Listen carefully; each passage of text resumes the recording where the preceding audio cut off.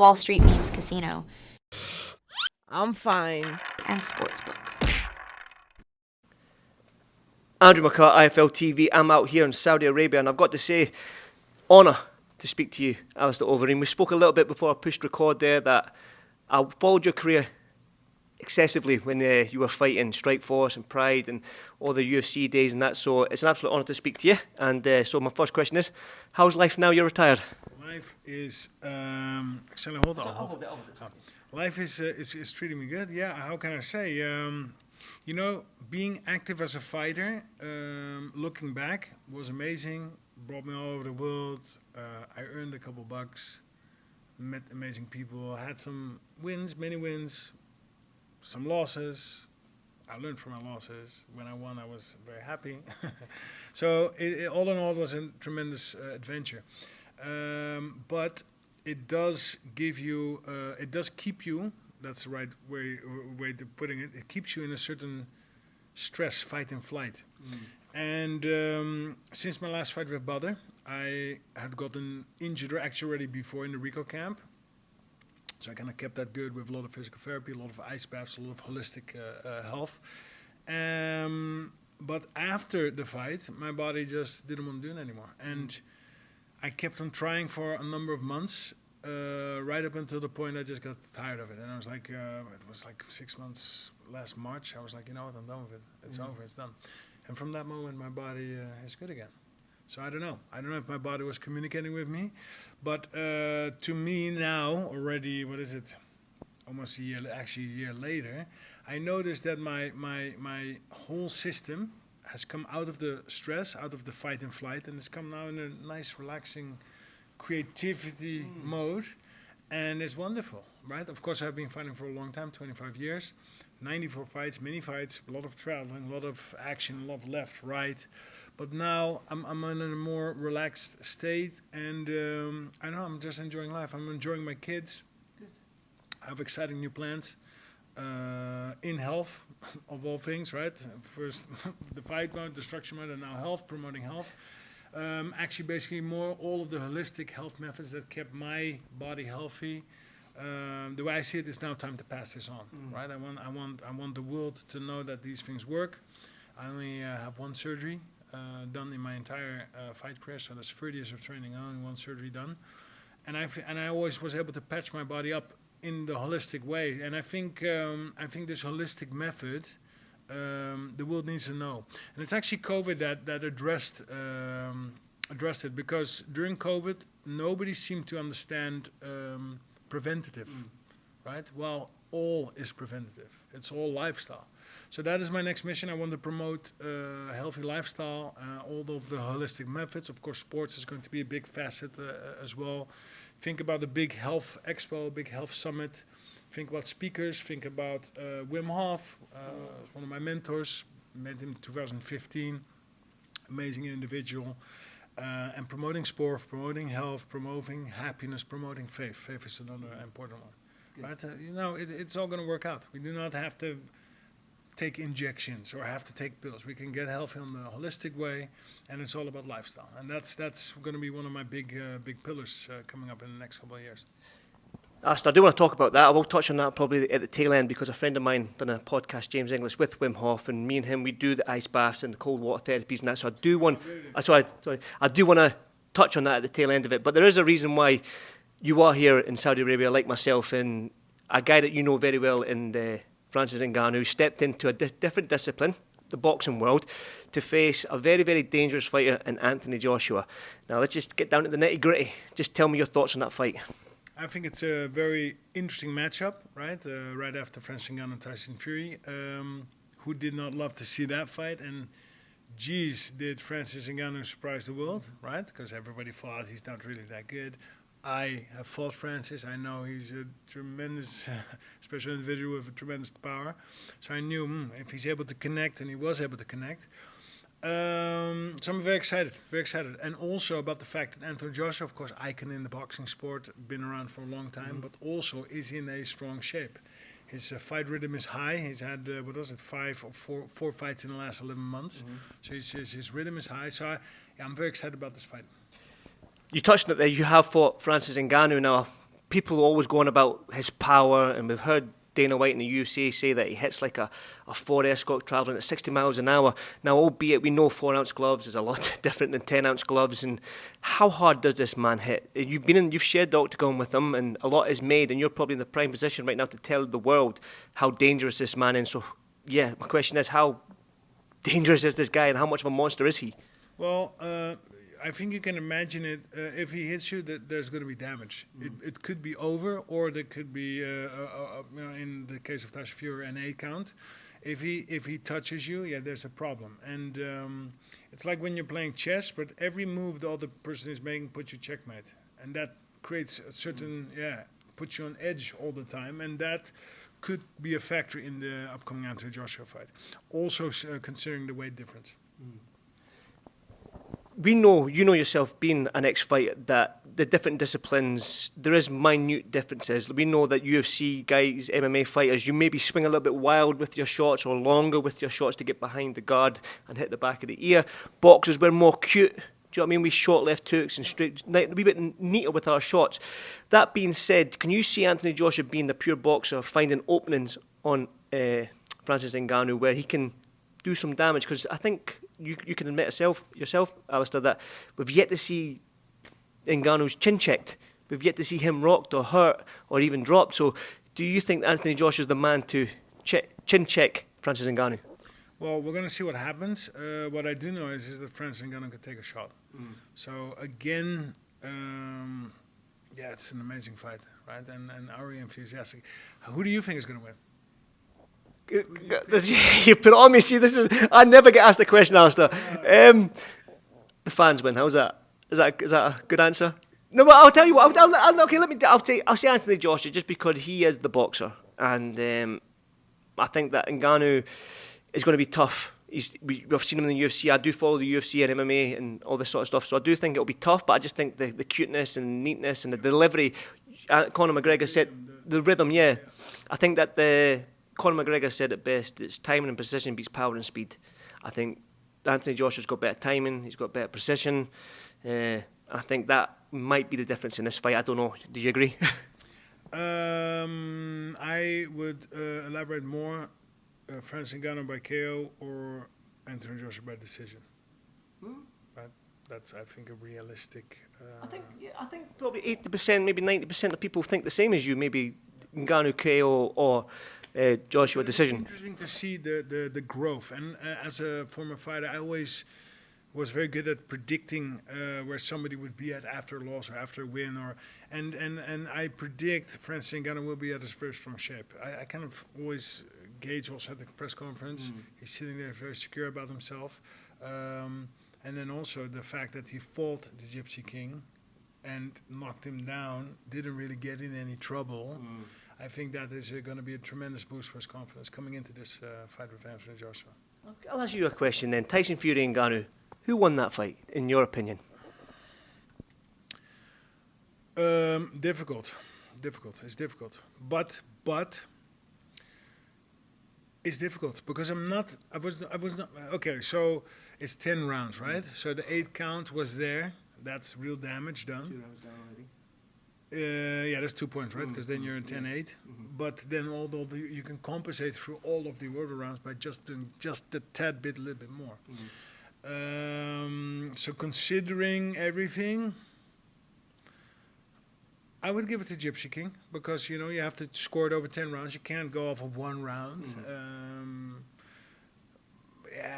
But in all those rounds, was the Gypsy King really that more convincing? Slightly more. His routine is better. He's able to outpoint him and do a little bit more. It was not that of a convincing win, right? So I'm very curious if the rematch would happen. I'm definitely going to be there, right? As a boxing fan now, because there's some unfinished business, as we could see on the press conference yesterday. Well, you were at the press conference yesterday, so when you've seen the sort of back and forth between Ngannou and Tyson Fury, there was also an altercation. Build up for the sequel. Yeah. Right, great build up. But did you hear about the altercation he had at His Excellency's house, Turkey Al Sheikh? So Tyson Fury rocked up to Turkey Al Sheikh's His Excellency's house. Francis Ngannou was there, and with no cameras there, nobody there but Anthony Joshua, I think there was Eddie Hearn, Frank Warren, Ngannou, Tyson Fury went up to him and started giving him the business, so to speak. So that means that because there was no cameras there, it wasn't a show. He really, really wants another crack at Francis Ngannou, I believe. And like you say, but we need to get through Anthony Joshua. Tyson Fury needs to get through Usyk before we see it. And both are serious hurdles, right? Because Usyk is also a genius. Anthony Joshua is also an icon. So it's a very exciting landscape now in boxing. I'm very excited to be a spectator, not a competitor. I got a question yesterday. Hey, are you here to? No. Nice and retired. On the sidelines, of course, I have the eye of a fighter. I look at the fights a little bit different, but enjoying it. And it promises to be a fantastic evening tomorrow already. Tomorrow. It's tomorrow. Crept up on us, Alistair. Now, like I said to you before, during the start of this interview, that I followed your career a lot when I was coming through and saw you. And you were a kickboxer, you were a striker, and you done all that. Was there ever an opportunity? Because, like I said, you didn't say no to anybody. You fought Junior Dos Santos, you fought Mark Hunt, you fought Brock Lesnar, you fought Francis Ngannou, Fabrizio Verdum. I probably forgot Big Country Roy Nelson. You fought everybody they put in front of you. So was there ever an opportunity when you were fighting to step into the boxing world and fight one of the heavyweights on our side?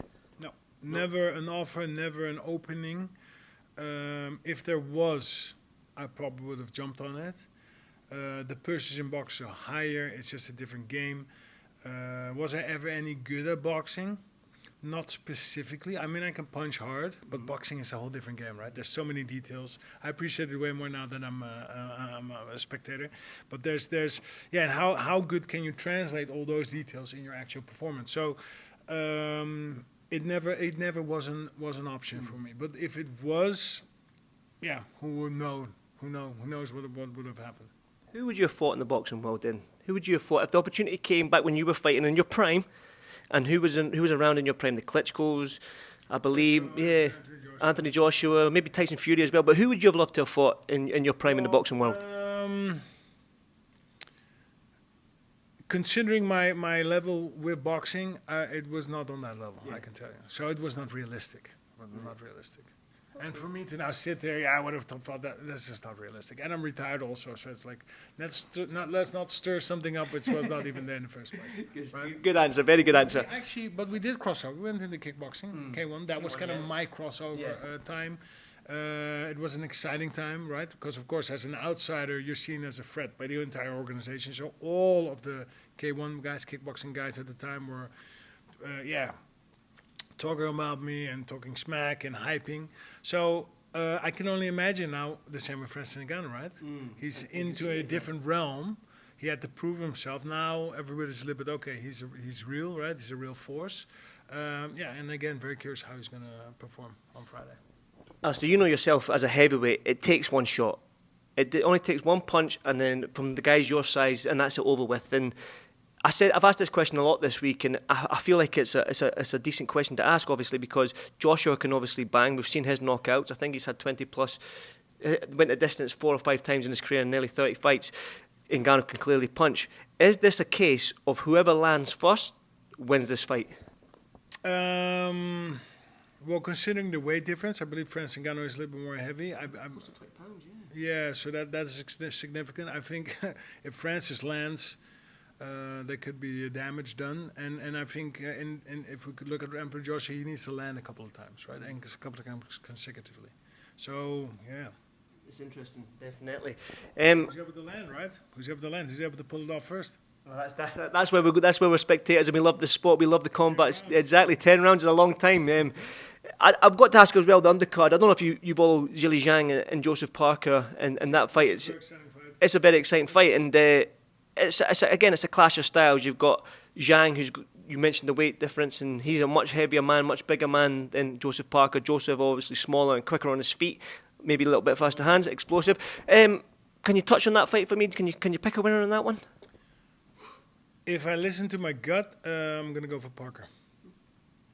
To be honest, I've not seen anything from Zhang. So he's a little bit unfamiliar to me. But again, I go off of my instinct, what I saw at the press conference. Yeah, that's the right way to put it. Well, let's touch on it then. You touched on it at the beginning. Obviously, I got given a booklet over there that there's another reason why you're out here in Saudi Arabia, and I saw the picture of Wim Hof. Like, I do the cold water therapy as well, and I believe you probably do as well. And I just want to touch on it, if you can just let the people know the other reason as to why you're out here in Saudi Arabia. Yes. Well, I'm here to talk about my plans, my future plans. I'm here to organize a health expo. We're still looking at where we're going to pull off the first one, but a health expo, think of all the holistic methods that actually kept my body safe and recovered during my 30 years of training and 25 years of competing. I only have one surgery done, and for me, it's now important to share that with the world because it works. We don't need to get injections or pills for our health. We can just do it ourselves. There needs to be a will, though, right? You need to have some discipline also. Sports is also a big factor in maintaining health. So sports will also be a big factor at the expo. We need to get people moving and actively engaged in pursuing their own health. And if you do not, it's not good. And it's important that people understand that. So I want to organize a big platform, get all the athletes in there, speakers, Wim Hof. Think about everybody in the ice, biggest ice bath, 10,000 people breaking records, putting Saudi Arabia even more on the map, and doing it with your friends, good people, good energy, but also food, alternative methods, all that kind of kept me in the shape that I'm now. Everything is still working after 30 years of stress, 25 years of all kinds of 94 fights, but everything is still working. So now we need to get that into the world, and that's my new mission. One of my missions, because the other part is phone addiction. A big problem, right? We can see it all around us. I've detoxed myself from the device. I can tell you, if you detox yourself, you're going to feel amazing. It is the leading cause of depression now, right? The depressions are up 4,000%. What is causing that? Nobody really knows. I know. It's the phone that's doing that. It's actually the technology that's doing that. And we need a detox from it. And then you'll realize, you'll feel how it is affecting you. And I can guarantee you, once you detox yourself once, your life will be changed. And I'm not saying limit your phone use. You just need a detox. And probably once a year. Just detox. But it's about the first one. The first one is the difficult one because people do not realize, many people do not realize how the phone is negatively impacting your system. You only realize that once you detox. I've got a question on that then, because my oldest daughter, she's 6, and sometimes when we give her the iPad, it's hard to get it off her. And when we do take the iPad off her, it's a tantrum, and she's only 6. It's like that iPad is a part of her. It's an extension of her body, and it's like, just give me an iPad. You've been on it an hour. We want to take it off you, but she throws this tantrum, and obviously she's only 6 years old. So have you delved into that side of it as kids being addicted rather than adults? Yeah, your daughter as well? Address me to the whole thing. My daughter's 14. She got depressed. She's now 17. But she got depressed, couldn't go to school anymore, and that actually forced me to look into that situation. What is going on there, right? She's safe. There's no friends, no drugs. Her mother, my ex, remarried, 2 brothers on that same, everything healthy, everything very good, everything perfect. But it was her device. She's a lot on her device. What is going on with that device? I myself also looked at myself, I'm a lot on my phone. And I'm grabbing it without any reason, too many hours, too many minutes. So I decided to detox myself, and geez, your entire world will change once you do that once. And I helped 152 people in the process detox from that device, made a lot of notes. I'm putting that all that information in an app to help people detox from their device. The app, we're going to start testing in a week. It'll be done in, I think, maybe 6 weeks-ish, something like this. And then people can get off their phone addictions. I'm more of a tough love type of guy. I normally just take the iPad off and let her have the tantrum, try and calm it down. Is that a good or bad way? Am I doing it right? Or